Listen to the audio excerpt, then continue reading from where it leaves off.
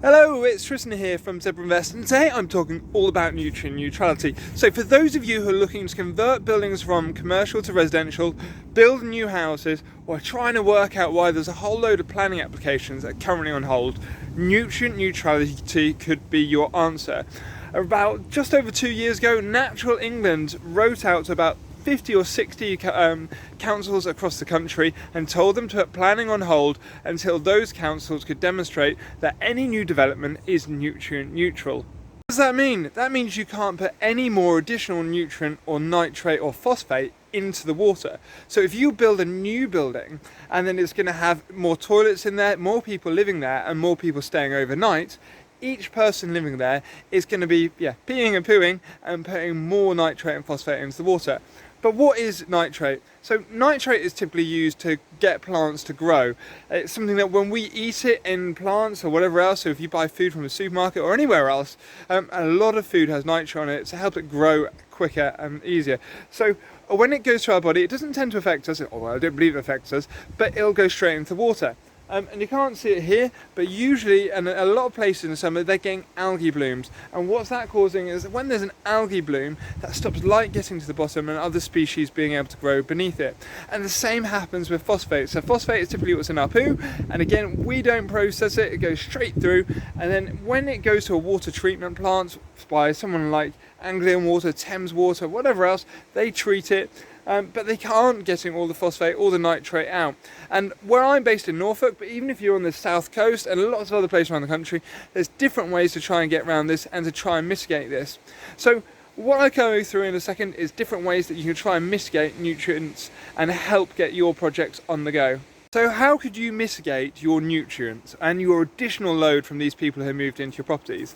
So what you need to do is, firstly, you need to work out how much more nitrate and phosphate you're adding compared to the existing building. There's some government calculators available online, and you can use these yourself to then work through and work out those calculations.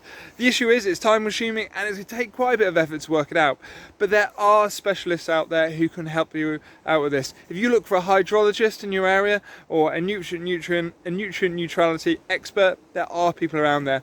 They will be able to put something called a shadow habitat regulation assessment together for your project and for your development to be able to submit and put in front of your planner to make sure and demonstrate your project is going to be neutral.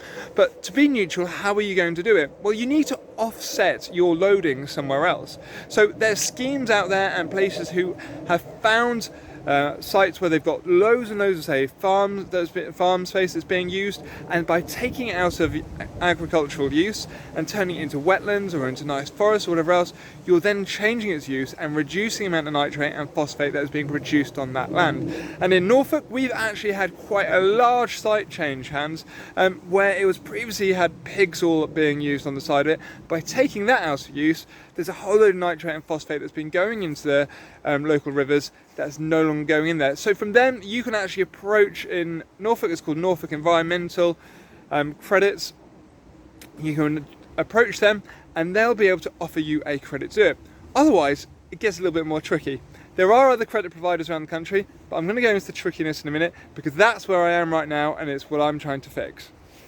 So if you're in an area like me where nutrient neutrality is affecting you and you cannot get nutrient neutral credits or buy them from a scheme that's available in the area, you're going to have to try and sort it out yourself.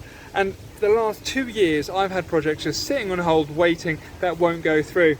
I've got a project where we're going to put up 3 flats or convert a building into 3 flats and hopefully put another one on top. Plus I've got another old solicitor's office which we want to turn into 3 houses. So how are we going to get around it, or how could you get around it? So one of the things you can do and look out for in your area is find someone who's got a septic tank or an old water treatment plant. If you could reach out to them, if they've got one of these, upgrade it and have it replaced with a modern equivalent. And the reason being is that at this point it'll be able to reduce the amount of nitrate or phosphate going into the river that was previously from the previous system. If you do it with a septic tank, you're going to get even higher amount of credits to be able to reduce it. So I would send them a letter in the post asking whether they like their water treatment plant or septic tank upgraded, because by doing this you're going to reduce the amount of nitrate and phosphate entering into the rivers.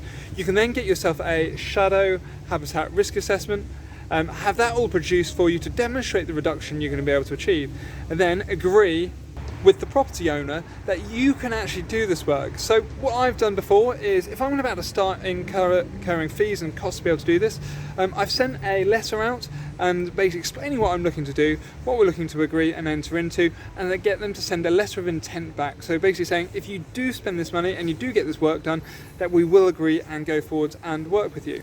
So once you've got that all set in stone, you can then go off to the planning department that you're working with, where you've got the nutrient neutrality issue. You can give them a copy of that statement and they should accept it. And then at that point, you then need to do the works at that property to upgrade it. Another idea, bit of a simpler idea, is you might be able to find like a biodiversity project in your area, and this could be where someone's taken a whole like set of fields and whatever else, taken it out of the agricultural use and are now starting to rewild it and turn it into, say, like a nice area for people to walk around and enjoy. They might have nutrient that was previously going into the rivers. They might, say for example, have old septic tanks where they had toilets on site that are leaking again. And all these things can help you work in that direction. And there's a company in Norwich who are doing this called Wendling Beck, and they're actually now getting up to 2 sites to be able to do this. Nutrient neutrality is an additional cost that developers are just having to pay out. So whether it's going to be the cost of your risk assessments and calculations, you're probably looking at about £2,000–3,000 to get that sorted. You're then going to have each credit to pay for, and depending what part of the country you're in, they can be £2,500, £3,500, possibly in £4,500 each. Unless if you then organise something direct with a person, or someone who's got a tank to upgrade, again, it's going to cost what it's going to cost to upgrade that tank. Hopefully you found this video useful, and hopefully it helps you unlock your planning permission and get you developing. If you've got any questions about this, please drop them in below. I'll try and help out. Hope you've liked this video and subscribe to my channel. Cheers guys!